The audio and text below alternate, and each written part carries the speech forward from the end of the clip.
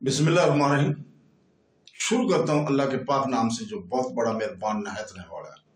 हम आपको हुज़ूर पाक सल्लल्लाहु अलैहि वसल्लम की मुबारक हदीस से मुबारक की वीडियोस के मजमुआ में खुशामदीद करते हैं और इस सफ़र में हम हदीस के सबसे मुस्तनद मजमुआ सही बुखारी को बयान करते हैं, जैसा कि जिसे उम्मत मुसलमान ने कुरान पाक के बाद सबसे मोतबर किताब करार दिया है। हम जो भी हदीस बयान करते हैं वो महज अल्फाज का बयान नहीं है, बल्कि वो हदायत का चिराग, सुन्नत रसूल का दरीचा और रसूल पाक सल्लल्लाहु अलैहि वसल्लम की अब्दी हिकमत की याद दहानी है। हमारे प्यारे नबी सल्लल्लाहु अलैहि वसल्लम ने फरमाया, तुम में से बेहतरीन वो है जो इल्म सीखे और सिखाए।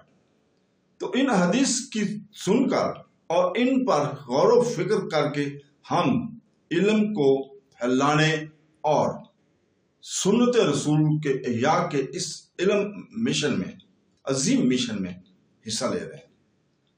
हर वीडियो में हम एक हदीस मुबारक को बयान करते हैं और इसका मफहूम भी बयान करते हैं और हम अपनी रोजमर्रा की जिंदगी में, ताकि हम रोजमर्रा की अपनी जिंदगी में इस पर कैसे अमल कर सकते हैं। तो दोस्तों, बहनों, भाइयों, बुजुर्गों, आज हम सही बुखारी की हदीस नंबर 13 को बयान कर रहे हैं।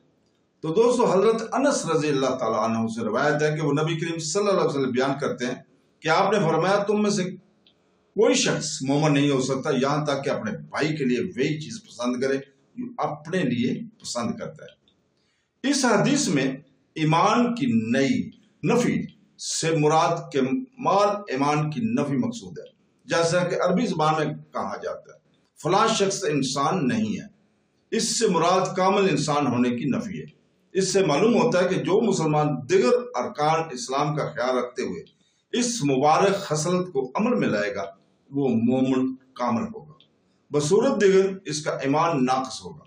इमाम बुखारी का मकसूद भी यही है कि ईमान कमोबेश होता रहता है। तो दोस्तों, बहनों, भाइयों, बुजुर्गों, हम अल्लाह ताला का शुक्र अदा करते हैं कि उसने हमें अपने प्यारे नबी सल्लल्लाहु अलैहि वसल्लम के कलाम से नवाजा और हमारी दुआ है कि वो हमें इन हदीस को समझने और इन पर अमल करने की तौफीक अता फरमाए। हमारे दिलों को ईमान से, हमारे अमाल को नेकी से और हमारी ज़ुबानों को सच्चाई से भर दे। हमें कमज़ोरी, गरूर और भोलपन से बचाओ।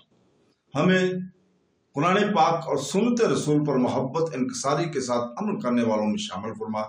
हमारी खताएं माफ़ फरमा, हमारी कोशिशों को कबूल फरमा और हमें अपनी रहमत के साए में और क़यामत के दिन अपने नबी सल्लल्लाहु अलैहि वसल्लम की सोबत में जमा फरमा। आमीन सुम आमीन। अल्लाह हाफ़िज़।